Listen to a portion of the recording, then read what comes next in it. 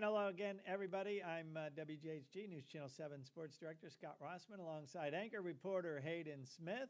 And this is 7 Plus Sports Talk. And Hayden, tonight our subject, or this afternoon and tonight, because this airs streams twice on Thursdays, our subject is the new head men's basketball coach at Gulf Coast State College. Yeah, Scott, that's head coach Adam Sweeney, who's taking over for former head coach Lane Ballou after he took an assistant head coaching job down at Florida International in Miami. So definitely very excited to have Coach Sweeney here. Definitely has been a long line of really good coaches coming through at Gulf Coast.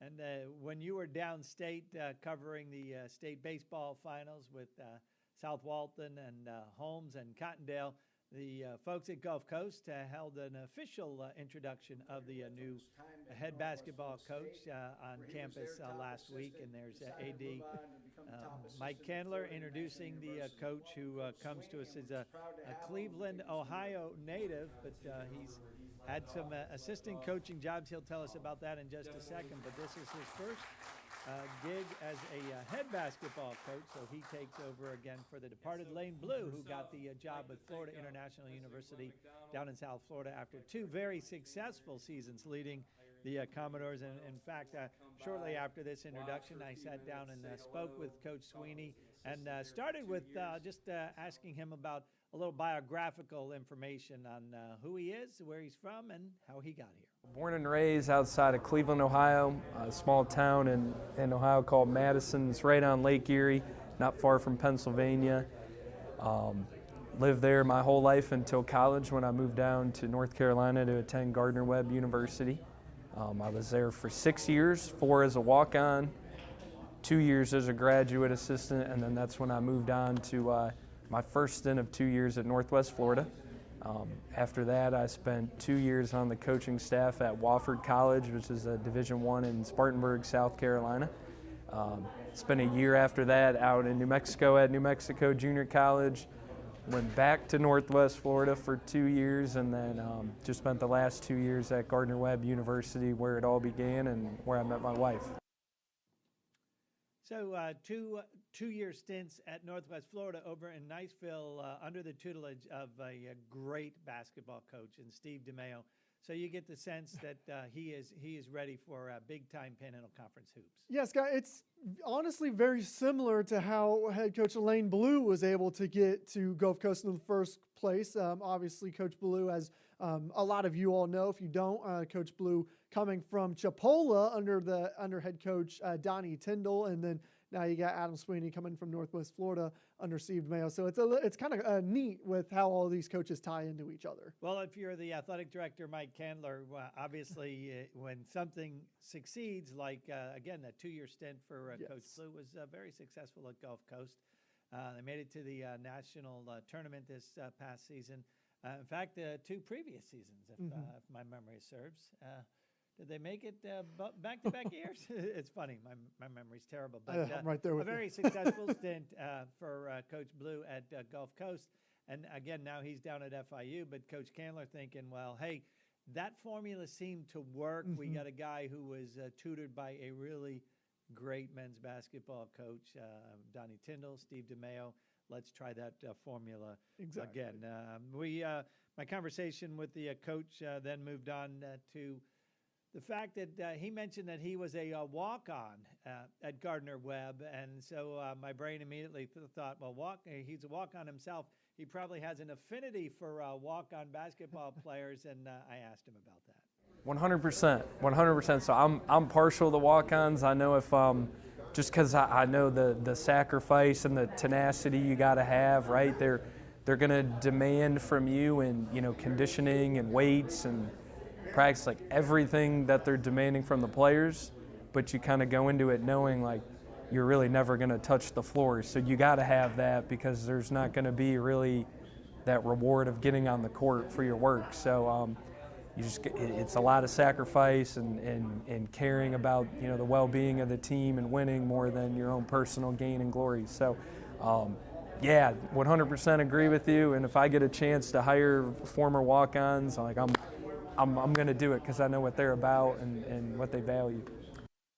So I wonder if that means walk-on tryouts are going to take place at Gulf Coast? Yeah, if you're a walk-on and you want to get a shot anywhere, definitely come to Gulf Coast because Coach Sweeney is right up your alley. And that's really cool to see kind of that different perspective. He's not that blue chip player that was the star guy on a Division I, Division II, whatever basketball team. He's seen the game at a different perspective than a lot of other guys have. Well, our conversation then rolled on to the fact that he did spend 4 years coaching in the Panhandle Conference, 2 years in one stint and then 2 years in another. So basically 3 and 4 years ago, spent the last 2 years at Gardner-Webb. And knowing the Panhandle like he did, he's coming into a new job, a new situation, but he does have some familiarity with the Panhandle Conference and knows a little bit about the something about the potential of that Gulf Coast program.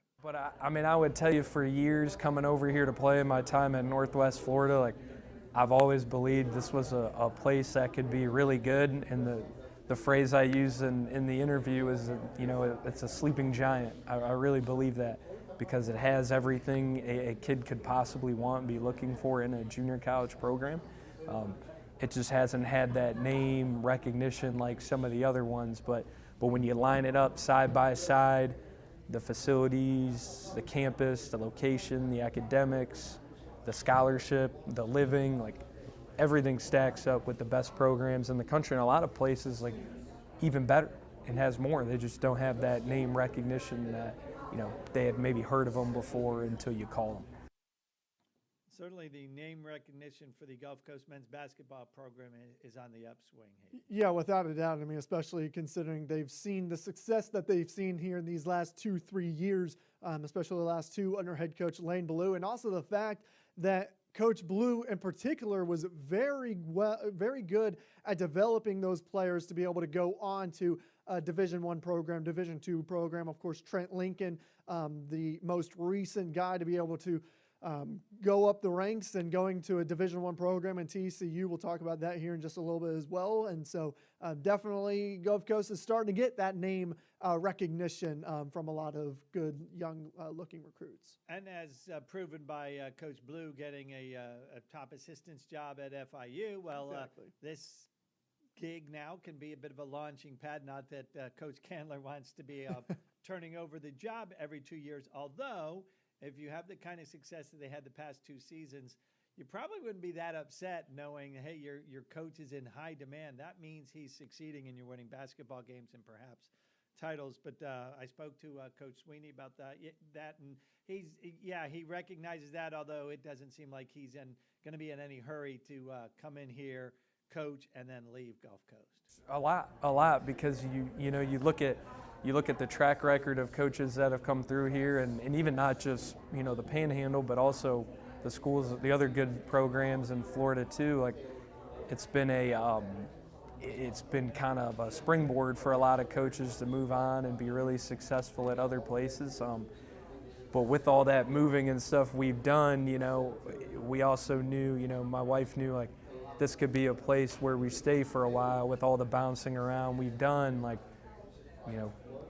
it's a place we're going to love to live at, love to work at, and so like it's going to take the perfect situation for us to want to leave here, So that was kind of the main draw as well, not just, the success of the other coaches and stuff that have been here, but that was a big part of it as well.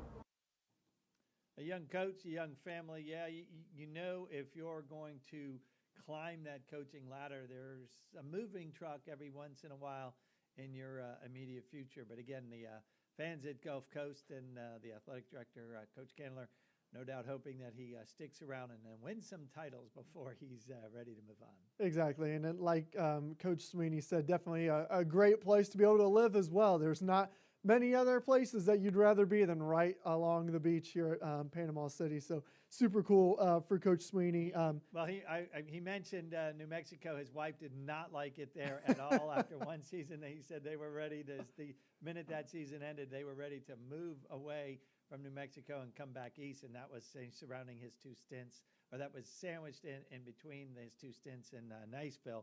Again, Niceville, Florida, Panama City Beach, New Mexico, Clovis or Albuquerque, wherever it is out there. Yeah, you don't want to spend too much time. in New Mexico. Definitely Now- gonna. Now, hopefully, the folks in New Mexico's Yeah, don't take it as a knock. tourism department aren't going to be streaming this. Yeah, exactly. I mean, not many places better than the Emerald Coast. And back to Coach Lane Ballou, Coach Adam Sweeney has been in touch with him ever since this transition from Coach Ballou to FIU and Coach Sweeney down to Gulf Coast. And he said he's definitely been a helping hand in this process. Here's what Coach Sweeney said about that. Yeah, no, he's been unbelievable. I was on the phone with him earlier talking about scheduling, and I'm like, hey, these schools are telling me you were going to give them this to come down here. Like, I want to make sure they're not trying to pull a fast one and get more than we can do. And he's walking me through that and kind of helping me. So he's been great. He's put me in touch with some guys that have access and connections to players that can help with recruiting, and kind of starting a little group message with them to introduce us to each other. So he's been great. He's been great so far. You know, every time I talk to him, he's like, call me anytime you need anything, whatever you need, big or small, I'm happy to help. And what an asset that is, especially for a coach being a first-time head coach, you know, talking to another first-time head coach from 2 years ago. You know, Lane Ballou, he knows all the ins and outs. He knows all the mistakes he made. He knows what he got right. He knows a whole lot that can definitely help Coach Sweeney in this process. Exactly, without a doubt. And like you said, being a first-time head coach, that can be very daunting for a lot of guys. It's a lot different than being an assistant coach. A lot of this is going to fall on you. So really curious to see how he's able to kind of develop this team together for next year, Scott. Now to the subject of recruiting, coming off a season with a national tournament appearance, and of course the state's player of the year, Trent Lincoln, who had 20 points a game this past season. Again, a Division I scholarship to TCU, so he's going to play big-time D1 basketball. Well, coming into Gulf Coast, in the wake of all that, it should make recruiting a little bit easier. Yeah. Well, you know, there's definitely that now, and more guys are starting to know about it, especially because they've know or heard about some of the really good players that have come through here the past couple years. So that helps. Now we got to keep building that cachet. We got to keep winning, having high-level players, having success to keep building it, because it's not quite there yet, but I know it's definitely more than it was 2 years ago. So it's definitely in the right trajectory and heading the right way. So before he even made it down here for that official introduction last week, he was on the phones. He's working the phones, talking with recruits and coaches and contacts and people that, hey, there's a young guy here, there's a transfer possibility there, that no doubt he's been in touch with dozens of potential recruits, trying to get them to come to Gulf Coast. Yeah, and JUCO ball recruiting is a different monster. I mean, if you think Division I NCAA basketball is tough, you haven't seen what these JUCO coaches have been having to do for the last 20, 30 plus years, and having to recruit across the transfer portal now among anything else. Complicating it, no doubt. As well as having to recruit high school kids as well. And this next year, especially over the summer and anticipation for the upcoming JUCO basketball season, it's going to be a really tough process for Coach Adam Sweeney, with a whole new roster overhaul coming for this next year, with no freshmen committing to returning. So here's Coach Sweeney talking about recruiting for this upcoming year. It's going to be a very slow process. You know, the thing about junior college we always talked about is, like, we could fill this team in a week, 2 weeks if we wanted to, but it's not about being done recruiting. It's about putting together the best possible team with all the right pieces. So patience is the name of the game for sure. I can remember, you know, my time at Northwest, where we first day of summer school workouts, we got 4 kids there, and that's it, you know. And like in my first summer there, I started like panicking. I'm like, this can't be normal. Like we're not even gonna have a team. We can't even play 5-on-5 right now. And then you saw, like, a week later, we got a couple more good guys on board, and then a couple weeks later, a few more, and then you'd add some more really good ones in September. And next thing you know, you roll out there first day of workouts, and you're like, man, we got a full team out here, and we got some really good players running around. So that'll kind of be the process of it, is being patient, finding the right fits, the right ones, and then, once you find it, like you got to go all out and get them. So that's kind of, we're in the process with a few guys like that right now. So that's what it's looking like. And certainly the technology of the day aids in that in a very big way. He's not having to get in a car and drive 100 miles here, 100 miles there, or even get on a plane. Some junior college programs have the ability to, they've got the budget to where their assistant coaches and the head coaches could get on a plane and travel to Atlanta or Birmingham or into Texas or whatever and meet up with kids, or bring them here. It's expensive to bring recruits to campus. You have to put them up and pay for some travel and all that. And nowadays, the technology makes that a whole lot easier and helping, hopefully, for a coach to be able to sell himself, his school, the facilities, and, of course, the city in which he lives. And I spoke to Coach Sweeney a little bit about that.